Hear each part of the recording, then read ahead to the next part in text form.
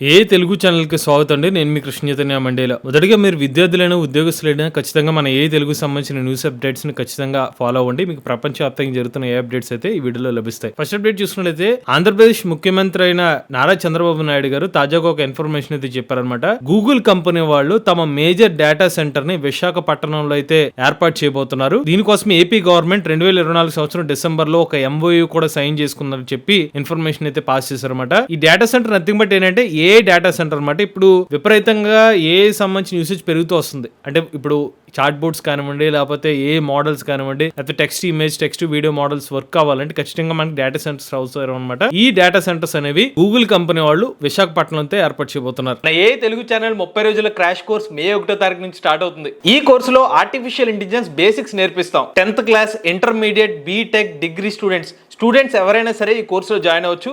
చాలా తక్కువ ధరకే 4,000 రూపాయలకి కోర్స్ అయితే ఆఫర్ చేస్తున్నాం. ప్రతి వారం డౌట్ సెషన్ తో పాటుగా రికార్డింగ్ క్లాస్ కూడా ఆఫర్ చేస్తున్నాం. ఎవరైనా ఇంట్రెస్ట్ ఉంటే వెంటనే ఈ కోర్స్ కి అయితే రిజిస్టర్ అవ్వండి. స్క్రీన్ పై కనిపించే నెంబర్ కి వాట్సాప్ చేయండి. Taking only limited seats, so late చేయకుండా రిజిస్టర్ చేసుకోండి. నెక్స్ట్ చూసినట్లయితే తాజాగా దుబాయ్ లోని ఒక ఏ సంబంధించిన ప్రోగ్రామ్ అయితే కనెక్ట్ చేశారు. అక్కడ ఉన్న విద్యార్థులు ఒక సరికొత్త ఏ యాప్ అయితే డెవలప్ చేశారన్నమాట. ఈ యాప్ వల్ల ఉపయోగం ఏంటంటే ఎవరైనా టూరిస్టులు కానివ్వండి, లేకపోతే ఎవరైనా క్లయింట్స్ వాళ్ళు దుబాయ్ ని విజిట్ చేసినప్పుడు ఇన్ కేస్ వాళ్ళు పాస్పోర్ట్ ని గనక కోల్పోతే గనక, వాళ్ళ పాస్పోర్ట్ ఎవరైనా దొంగలిస్తే, లేకపోతే వాళ్ళు ఆ పాస్పోర్ట్ ని లాస్ అవుతే గనక వాళ్ళకి ఉపయోగపడేలాగా ఏ యాప్ అయితే హెల్ప్ అవుతుందని చెప్తున్నారు. దానికి కావాల్సిన ఎవరిని సంప్రదించాలి, దానికి సంబంధించిన రిలేటెడ్ గైడ్ లైన్స్ అంతా కూడా ఈ ఏ మోడల్ ఇచ్చే విధంగా ఒక మోడల్ అయితే డెవలప్ చేశారనమాట. ఇక నెక్స్ట్ చూసినట్లయితే పంజాబ్ ప్రభుత్వం ఏ టెక్నాలజీలో ఒక కీలకమైన నిర్ణయం అయితే తీసుకున్నారన్నమాట. రోడ్ టెస్ట్ ఎవరైతే ఇప్పుడు డ్రైవింగ్ టెస్ట్ చేస్తూ ఉంటారో వాళ్ళకి కావాల్సిన పారదర్శకతను ఇవ్వడం కోసం ఏ టెక్నాలజీని ఇంట్రడ్యూస్ చేస్తామని చెప్తున్నారు. HAMS అనే టెక్నాలజీ అని చెప్తున్నారు. ఇది ఒక artificial intelligence based automatic driver licence test అనమాట. సో ఎవరైతే టెస్ట్ ట్రాక్స్ లో ఈ మధ్య కాలంలో చాలా మంది డబ్బులు ఇచ్చి మేనేజ్ చేసి లైసెన్స్ తెప్పించేసుకుంటున్నారు. బట్ అలా కాకుండా ఖచ్చితంగా ఈ harnessing automobile for safety HAMS technology iris scanning తో పాటుగా ఎవరైతే ఆ పర్సనే ఆ టెస్ట్ లో పాల్గొంటున్నారు, లేకపోతే వాళ్ళ బదులు ఇంకొకరు ఎవరైనా కూర్చుని టెస్ట్ రాస్తున్నారు, అన్ని కూడా స్కాన్ చేసి ఏ సంబంధించిన టెక్నాలజీని యూజ్ చేసి మీదట డ్రైవింగ్ లైసెన్స్ అయితే ఇచ్చే అవకాశం అయితే ఉందన్నమాట. ఇక నెక్స్ట్ చూసినట్లయితే జోహో ఫౌండర్ అయిన శ్రీధర్ వేంబు గారు ఏ టెక్నాలజీకి మీద ఒక ఇంట్రెస్టింగ్ కామెంట్ అయితే చేశారనమాట. తాజాగా ఈ మధ్యకాలంలో చాలా మంది ఆర్టిఫిషియల్ ఇంటెలిజెన్స్ విభాగం వల్ల ఉద్యోగాల మీద చాలా ఇంపాక్ట్ పడుతుందని చెప్తున్నారు. కానీ ఇప్పుడు ఏ టెక్నాలజీ పరంగా లేబర్ మార్కెట్ మీద అయితే ఏ టెక్నాలజీ యొక్క ఇంపాక్ట్ చాలా తక్కువగానే ఉందని చెప్తున్నారు అనమాట.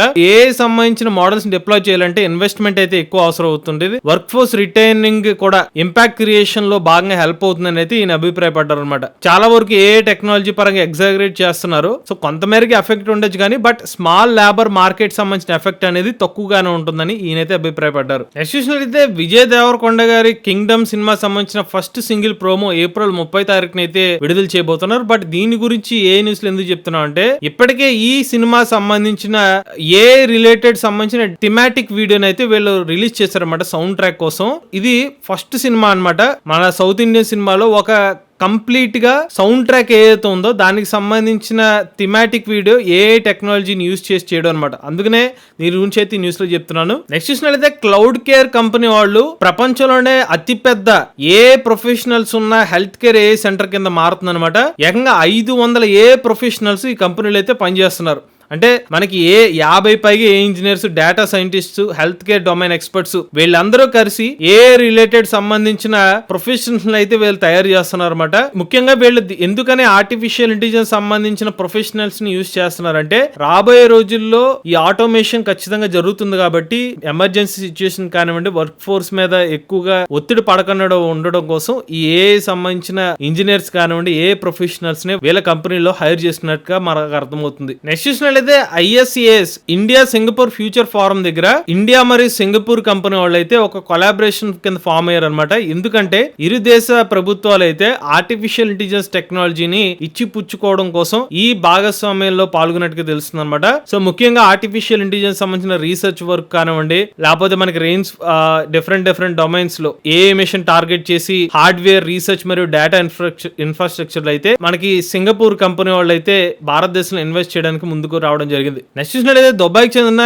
హెల్త్ అథారిటీ వాళ్ళు DHA వాళ్ళు ఒక MOU అయితే చేసుకున్నారనమాట ESPC బిజినెస్ స్కూల్ వాళ్ళతో. వీళ్ళతో ఎందుకు ఈ పర్టికులర్ MOU కుదుర్చుకున్నారంటే వీళ్ళ నుంచి ఆర్టిఫిషియల్ ఇంటెలిజెన్స్ టెక్నాలజీ సంబంధించిన ట్రైనింగ్ ని దుబాయ్ సంబంధించిన అతిపెద్ద రోల్స్ ఎవరైతే ఉన్నారో వాళ్ళకి ఆఫర్ చేయడం కోసం ఈ కొలాబరేషన్ జరిగినట్టుగా తెలుస్తుంది. సో ఎఫిషియన్సీ, ఇన్నోవేషన్ అలానే పర్ఫార్మెన్స్ ని పెంచుకోవడం కోసం ఏ టెక్నాలజీని యూజ్ చేసి ఎలా పెంచుకోవచ్చు అనే ఉద్దేశంతో ఈ కొలాబరేషన్ అయితే జరిగిందనమాట. ఇది ఒక పెద్ద బిజినెస్ స్కూల్ అనమాట ఇది. నెక్స్ట్ అయితే చైనాకి చెందిన హవాయి కంపెనీ వాళ్ళు ఒక ఆర్టిఫిషియల్ ఇంటెలిజెన్స్ చిప్ ని అయితే డెవలప్ చేస్తున్నారు. ఎందుకంటే ఇప్పుడు ఎన్విడియా కంపెనీ వాళ్ళ GPUs ఏదైతే ఉన్నాయో కొంత ఎఫెక్ట్ అయితే పడింది అనమాట. వాళ్ళు చైనాకి ఎక్స్పోర్ట్ చేయడానికి ట్రంప్ ప్రభుత్వం కొన్ని ఆంక్షలు కూడా విధించారు. ఇటువంటి టైంలో చైనాకి సంబంధించిన దేశాలే వాళ్ళ సొంతంగా ఏ చిప్స్ ని డెవలప్ చేయడం మీద ఫోకస్ చేశారు. అందులో భాగంగా హవాయి కంపెనీ వాళ్ళు కొత్త ఏ చిప్ ని అయితే డెవలప్ చేస్తున్నారు. నెక్స్ట్ చూసినట్లయితే లండన్ కు చెందిన ఆర్టిఫిషియల్ ఇంటెలిజెన్స్ ఇన్ఫ్రాస్ట్రక్చర్ స్టార్ట్అప్ ఎన్స్కేల్ అనే వాళ్ళు $2.7 బిలియన్ ఫండ్స్ అనేది రేస్ చేద్దాం అనుకుంటున్నారు. ఎందుకంటే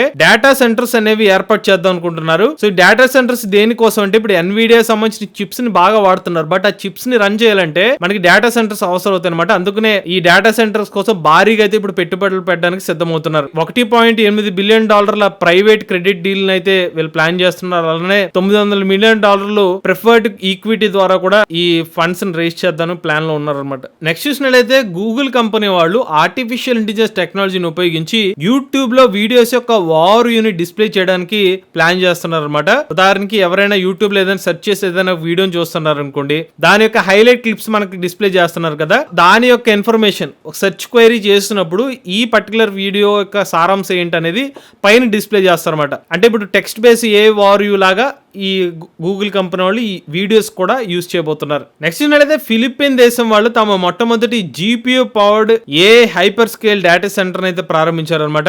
50 మెగావాట్ల కెపాసిటీ డేటా సెంటర్ అయితే ప్రారంభించారు ఎన్విడియా సంబంధించిన GPUs యూజ్ చేస్తూ. ఈ PLDT ప్లాంట్ ఏదైతే ఉందో 500 మెగావాట్ల వరకు తమ డేటా సెంటర్ ని గ్రో చేయాలనేది ప్లాన్ లో అయితే ఉన్నారనమాట. సో ఈ పర్టికులర్ GPU ఏదైతే ఉందో విట్రో STA వీళ్ళైతే ఓపెన్ చేశారనమాట.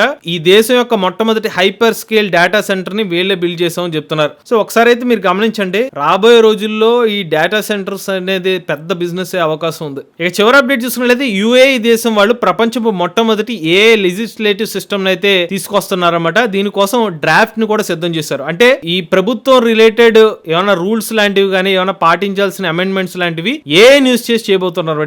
ఇది చాలా బిగ్ స్టెప్ అని చెప్పుకోవచ్చు ఏ టెక్నాలజీలో. అంటే లాస్ కానివ్వండి, రెగ్యులర్లీ కొత్త అమెండ్మెంట్స్ ఏమైనా తీసుకురావాలంటే వాటి కోసం యూస్ చేస్తున్నారట. అంటే జస్ట్ ఇమాజిన్ చేసుకోండి, ఒక దేశాన్ని రన్ చేసే లానే యూస్ చేసి క్రియేట్ చేస్తున్నారంటే ఆర్టిఫిషియల్ ఇంటెలిజెన్స్ యొక్క ఇంపార్టెన్స్ ఏ మేరకు ఉందో మీరు అర్థం చేసుకోవచ్చు. సో వీళ్ళు ఏమేమి అభిప్రాయపడుతున్నారంటే బేస్డ్ టూల్స్ యూస్ చేసి ఎఫిషియన్సీ మరియు లెజిస్లేటివ్ సంబంధించిన స్టెప్స్ ని మరింత ఫాస్ట్ గా చేయడం కానివ్వండి, పాలసీ మేకింగ్ ఫాస్ట్ గా చేయడం కోసం ఈ స్టెప్ తీసుకున్నట్టు తెలిసింది. ఇవి లేటెస్ట్ అప్డేట్స్ అండి. లేటెస్ట్ చేయడానికి కోసం తెలుగు ఛానల్ సబ్స్క్రైబ్ చేసుకోండి.